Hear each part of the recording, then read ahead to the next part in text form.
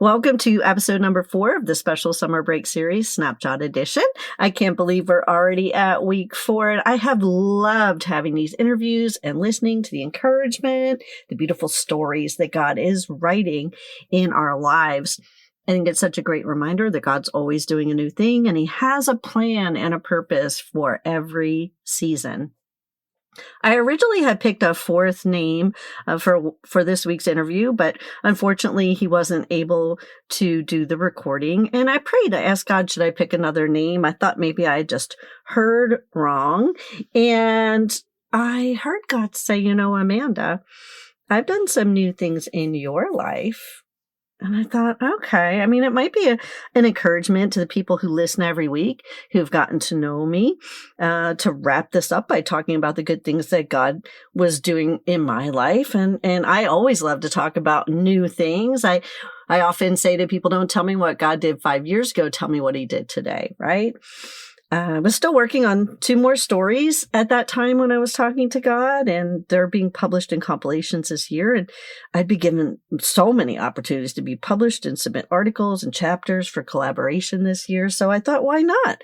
That's very encouraging. Maybe I should share.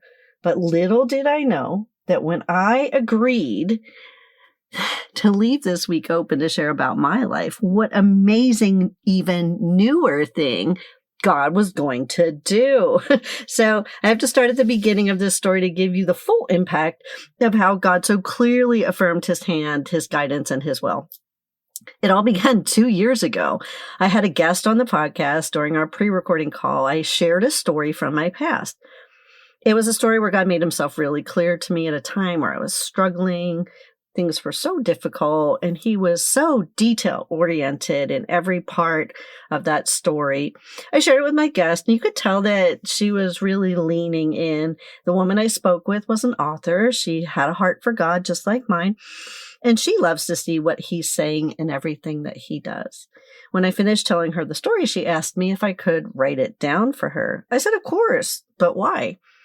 She told me she was working on a book idea that she had with stories about dancing with Jesus. She said that this would go along with the book's theme, and she would love to see what I wrote. I got to writing and immediately sent it off to her right away. Not knowing what God's timing would be or whether this would end up in a book or not. However, I like to really step out in every single opportunity God gives me. I felt so privileged that He used a genuine story from my life in a conversation that wasn't even being recorded on a podcast where I give all of my time and energy to share about Him all over the world. I sent it off to her. I waited. Months passed, and I checked in to see if she had any plans for the book. She told me that she was going to try to get this book published traditionally, and that she was going to attend some different writers' conferences.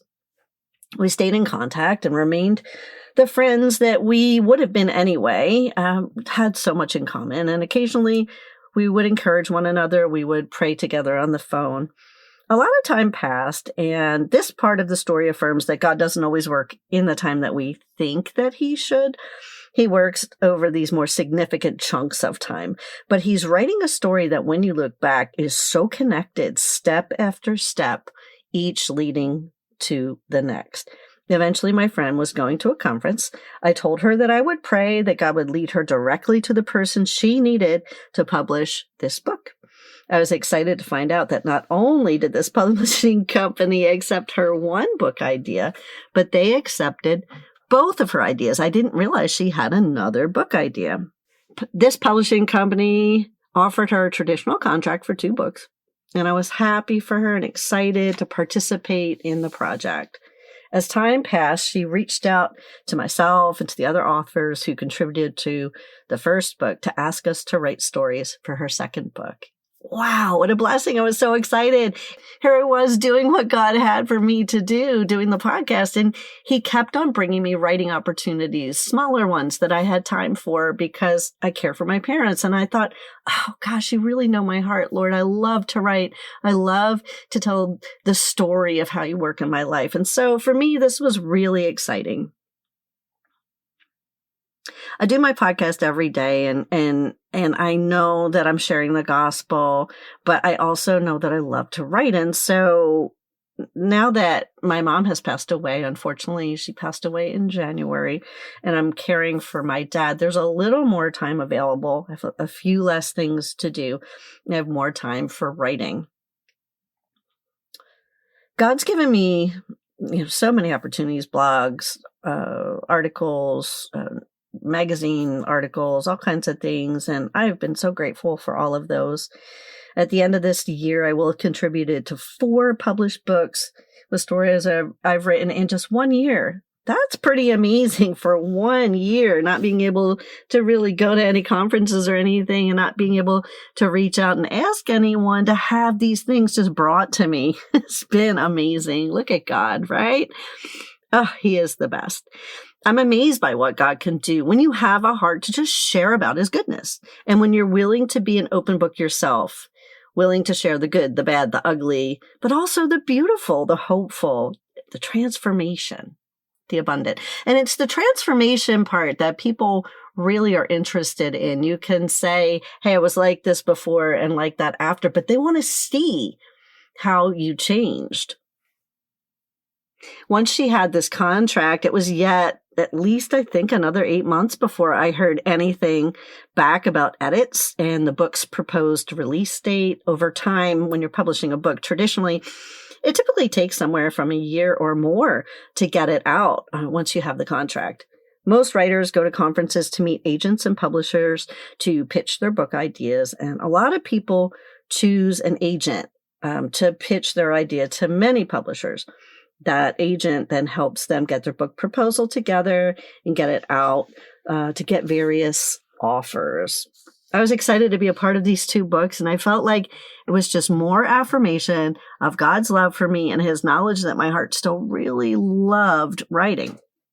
When the time came for my friend, her name's Donna Freisinger, she's been on the podcast twice and such a wonderful woman. When it came time for her book to be released, I offered to interview her again on the podcast to also have the other authors on. And if either of the 2 publishers, the company that was publishing her book wanted to come on, that they could come on as well.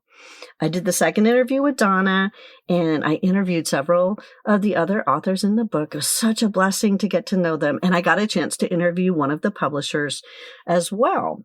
The first phone call I had with this publisher was just, there's no word other than terrific. It was like we immediately knew one another. Our pre-recording call was so rich, and I felt connected to her. I felt safe sharing what I had to share, and she shared what she had to share quite vulnerably, and God was present in the phone call. He pointed out some things that I could tell her about her story that she had not ever thought about. I love when God does that. It was just such a beautiful exchange. When the time came, we did her recording, which was a blessing. I loved the conversation that we got to record together. And I was pleased that I was able to help my friend with this kind of organic advertising, to be able to put out these episodes and put links to the new book in the show notes. And it was just my way of linking arms with her and supporting her and being grateful to have a place in her book. I set to release these 2 episodes right around the release date of Donna's new book, and I was really excited. She was an award-winning author for children's books, but this is her first book that's for adults, and I know she was really excited about it. At the very end of my conversation with the publisher, his name is Jen, we stopped recording and I had a conversation just between the 2 of us. And by the time we were done, I started to get off the call. But we kept having these things spark up and we kept talking because we just really had so much connection. I felt like she was somebody I'd known for years and such a good friend. I loved her heart for the Lord and all of the things that God had done so far in her story. I felt like we were kindred spirits. But somewhere along the way, I had mentioned a book that I was working on during our recording time. This is a book that God put on my heart recently. And with all that I have going on, taking care of my dad, the property, doing the weekly podcast, and the other writing deadlines that I had, I really didn't have any time for new projects, but God put it on my heart. And ever since that, I realized, when God tells you to do something, you need to obey. I've been really sharing that every week, that it's important to have obedience because God has a plan that we don't always understand. The very first book I ever written was a collection of 12 testimonies I had gathered from friends. I went as far as starting the publishing process and was told by that particular publisher that I needed to have any of the stories that mentioned people's abusers, that they were going to have to sign off on it being okay to talk about them. And one of them had actually passed away, and they told me that I would have to get a death certificate. And I thought, oh my gosh, that is not what I set out to do. I set out to tell powerful stories, but I don't want to re-abuse these people by making them do that. So I pulled the project. I prayed about it, and then I pulled it. I didn't feel right asking people to do that, and I didn't quite understand it. The woman I had been dealing with at the publishing company said I could rewrite it in third person. But I thought, yeah, that'll take care of about the liability issue, but that won't take care of these being personal testimonies. There's something strong and powerful about this is my story. And when you're telling it in third person, I think it loses that power. So I never moved forward writing that book. I still have it on my computer, but I learned so much during that time that I knew what I would or wouldn't give up or give into, that other people wanted to do what God had given me an assignment to do. So I decided not to change it. And it was a long time after that I wrote and published my first 2 solo books. They were a result of a blog that I had written over the years and other things that I had been posting on social media. And I got very comfortable with the process of listening to God, writing out the chapters, making sure that they went in the right order, content editing. And then my son is a graphic artist, and he helped me lay out the pages. He helped me with the covers. And so those 2 books were born as I moved on, and God gave me further opportunity. And then I ended up doing this podcast because I couldn't leave the house when I moved to care for my parents during the pandemic. I was completely shut off. And for the first 2 years, I really couldn't do anything because we didn't have vaccines yet. So when I cried out to God that I still wanted to share the gospel, that I would go on doing this, caring for my parents quietly, hidden away, that was okay for as long as it needed to be, because I wanted to honor him, but that I missed sharing the gospel, I started with the podcast. And I feel like after he gave me the idea to do that, I really came back to life. What I realized was that this podcast was actually that very first book on steroids, right? I was sharing all the stories, not just 12. And I was able to do it without liability laws because I didn't have an ISBN number on it and I wasn't charging money for it.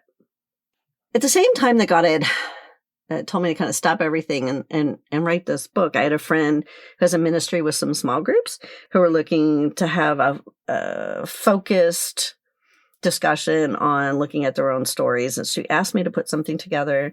I prayed about it and I made a video, and then I made some really pivotal questions from that, kind of what I do when I prepare for a podcast interview. And I took it to her and I moved on. But then I felt God say, hey, that's part of the book that I asked you to write. So I stopped again and I started looking at why are our stories so important, and why is it that we need to show our transformation, and why does God want me to continue to help people share their stories even more than putting out a weekly podcast that's global? I wrote it all down. I got it in order, but I still needed to put together a book proposal. Book proposals are kind of tricky. You have to come up with a summary of what the book is about. You have to add in some chapters, sample chapters. You have to give the publisher an idea of the platforms that you have, who you can reach. Also, why is this book something that should exist? What are some other things like it that are out there, but why is yours something that needs to be put out in the same genre? You have to also share kind of other people you know who might endorse it, or put together a nice launch team. Bottom line is they need to believe in it. A publisher, certainly a Christian publishing company, they want to share the gospel, but they also have to stay in business. So anyway, I still needed to start the book proposal, but I had a lot of the book done. I knew God had asked me to do it, and I did it. And he really brought it all together for me while I was doing some other things that I thought I was going to have to stop. They were actually part of it. You know how God works, right? So I sent out what I had to some people that I know who kind of crowd edit for me in my life, varying, younger, older men, women. And the feedback I got was everyone really liked it. They thought it was good. They thought it was something that people needed to hear about. So, as I'm working on all of that, I'm working on these other publishing commitments that I had. I thought, how am I going to ever get to a book proposal?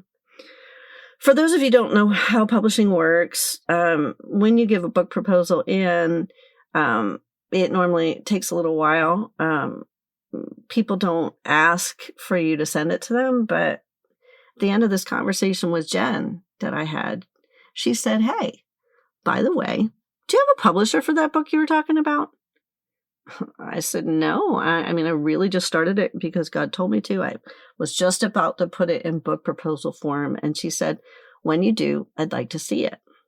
Okay, so typically it takes 6 to 8 months to put together a book proposal, right?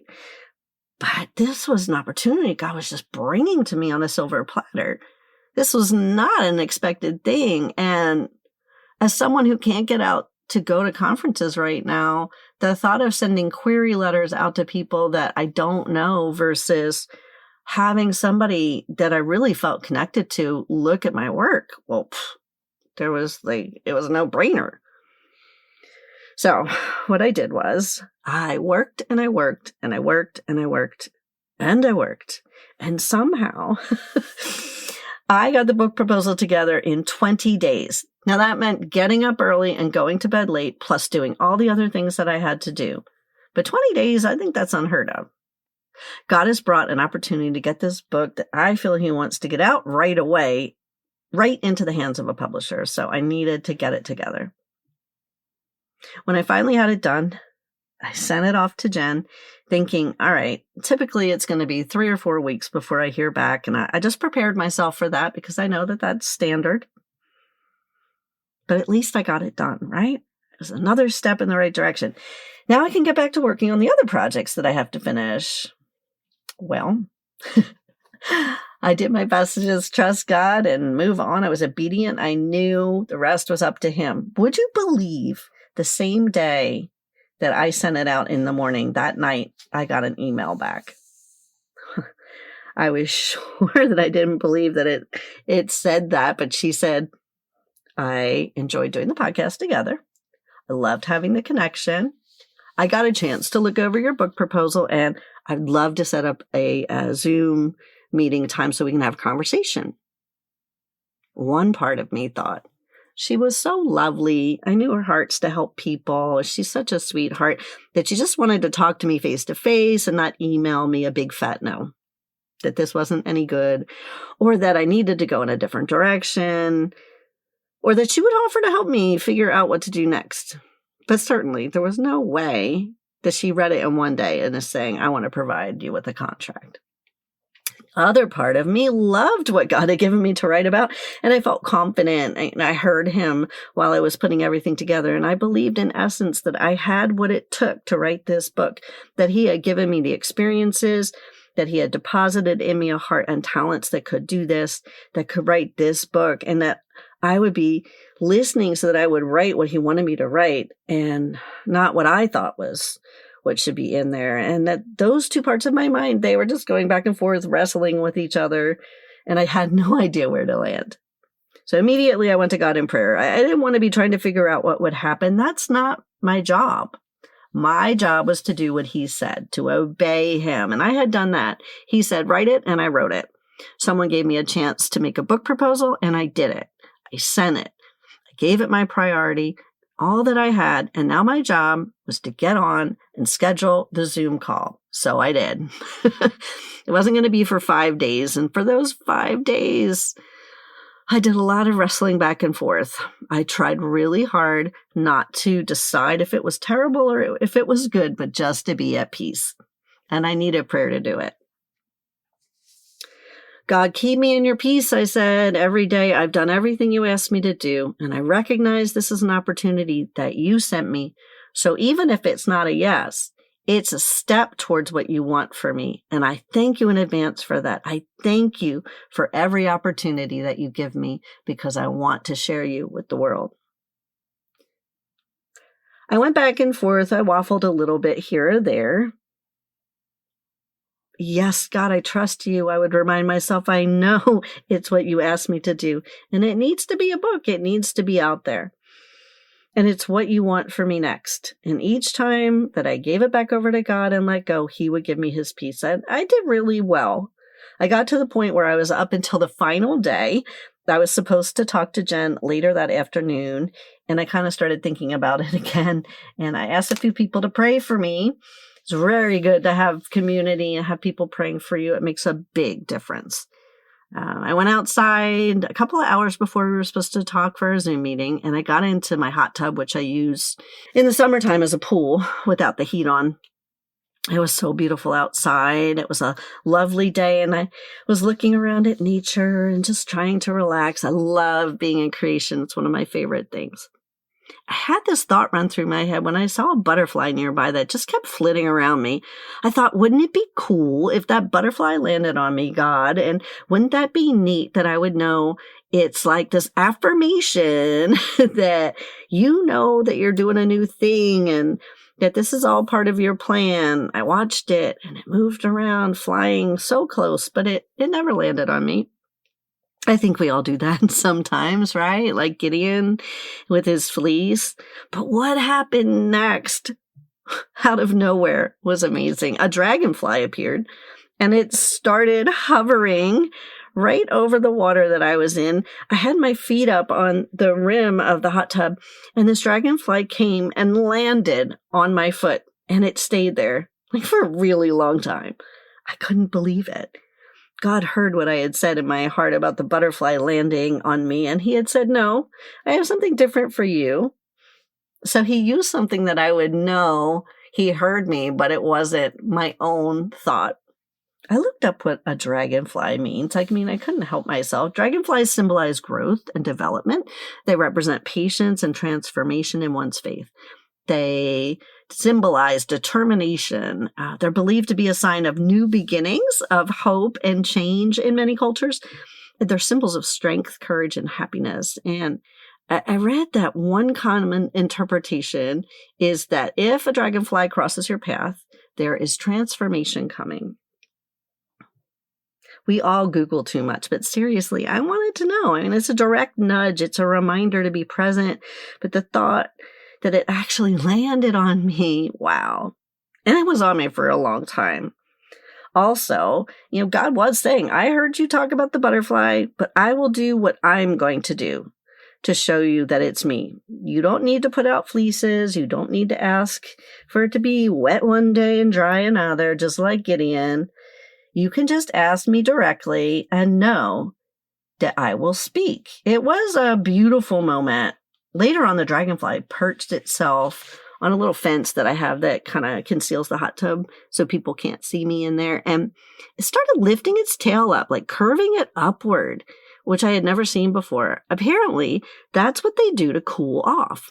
So it was cooling itself right where I was. And I think God speaking so many different ways through that beautiful creature that he sent. He was saying, hey, calm down, cool off, let it be. I have transformation for you. I have new beginnings of hope, strength, and courage, and happiness are yours in my plan for you, which is good.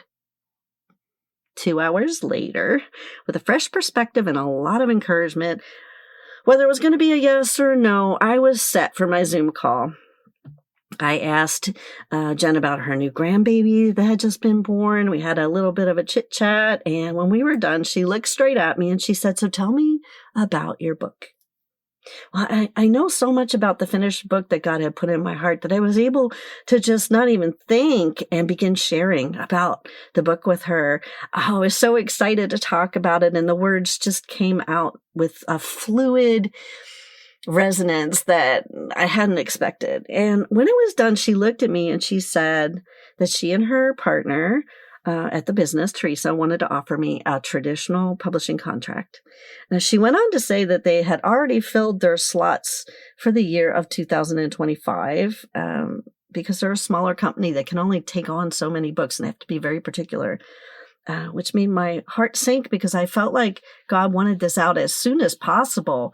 But then she followed that by saying, but they were going to make an exception because when they prayed about it, they felt like God wanted this out sooner, which ultimately proves that this is God that I had been hearing, right? It's God that they were hearing. God is directing this whole thing. And wow, is he moving? They were willing to do the work that it was going to take to get this out by hopefully February of 2025. Everything about this is amazing. Every detail about this is God. But there's even more. Before this, a few days earlier, I had a friend contact me, and I hadn't even finished the book proposal yet. I hadn't talked to her in more than a year, and she had said, hey, I was wondering if I could come back on the podcast in 2025. I want to promote these 3 new events that I'm going to do that year. One of them is actually in Philadelphia. I know you're in Pennsylvania. Are you anywhere near there? And I said, oh my gosh, that's my city. I'm right in the suburbs. I'm very close. And she said, I would love to have you come. I said, I would love to come. That's amazing. I could actually go. And we talked a little bit and she asked what was going on with me. I told her about the book proposal. And she interrupted me and she said, well, we're going to be in Philadelphia at the end of March of 2025. And I am going to be happy to give you a free table. It's going to be free of charge to sell your new book at my event.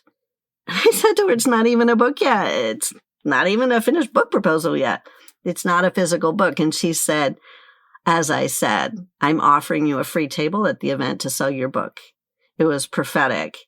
Friends, she told me I was a trailblazer. She told me this was going to happen. Wow.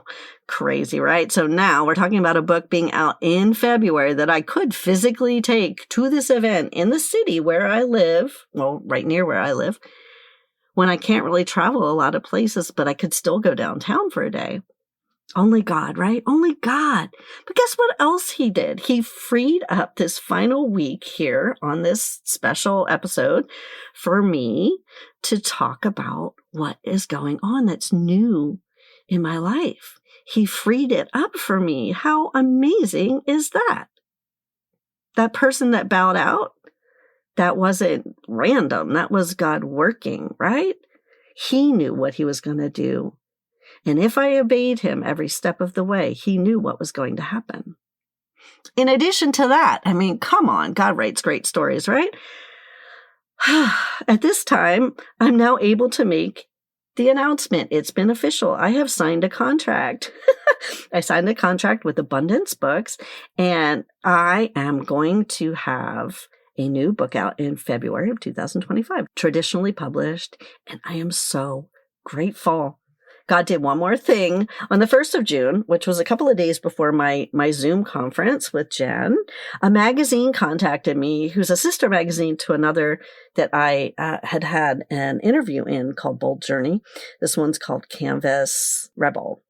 And they did an article, The Bold Journey, in March. And this other company, Canvas Rebel, said that they wanted to do a more in-depth one, a feature on me. Would I be interested? I said, of course, because I take every opportunity God sends my way, especially the ones that just show up like that.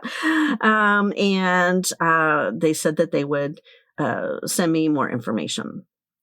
So now I actually can share about this new contract in that interview. And I needed to have it in by the 13th of June, which is already passed. And I've already done it. I've already answered all their questions. The interview is getting ready to be shared. And, in God's timing, who knows, it'll probably come out the same day as this episode. He's so amazing, right? But so I was able to share just organically with publicity this new thing that God is doing, both here on this podcast special episode and in this magazine article. And it's just amazing, this natural advertisement. And I'm so grateful to be able to share that Abundance Books is my publisher for this project. And when God asks you to do something, even if it's scary, even if it's not convenient, even if it's really big and you can't see how you're going to do it, if you have heard the voice of God, obey him.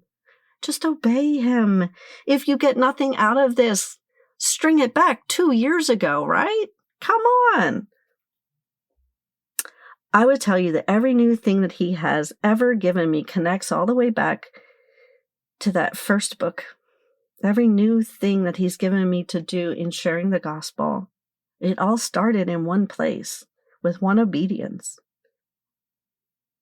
If I hadn't started that first book and never published it, if I hadn't seen the value in story enough to not continue with the project, if I hadn't written a blog, if I hadn't moved on to do other books, if I hadn't continued to share my own story vulnerably, continue to be an open book because I realize that my story carries his story.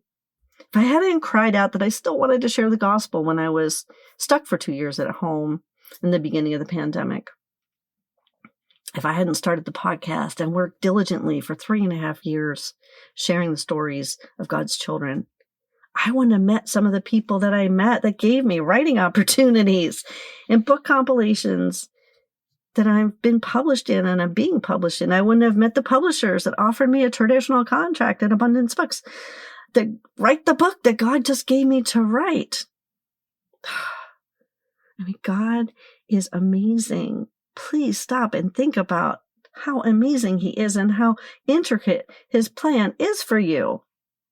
I know God's speaking, and I know if you take the time and think about it, his will is always going to be what's best for us, even when we don't understand it.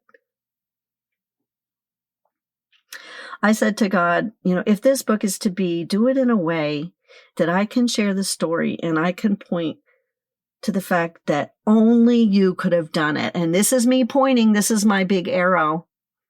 This podcast episode, only God could do it. The magazine article coming out, only God could do it. I could never have written something like this. I could never have even thought it up.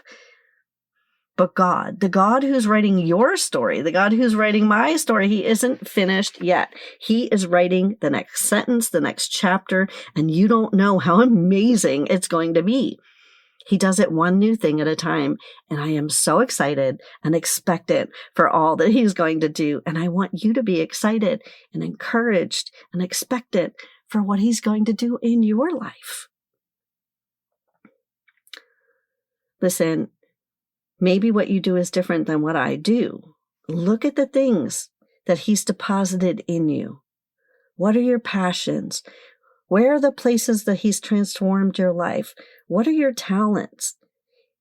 In those things, you're going to find your purpose and your calling. And one step at a time, when he asks you to do something, do it. And see that there'll be another step right around the corner.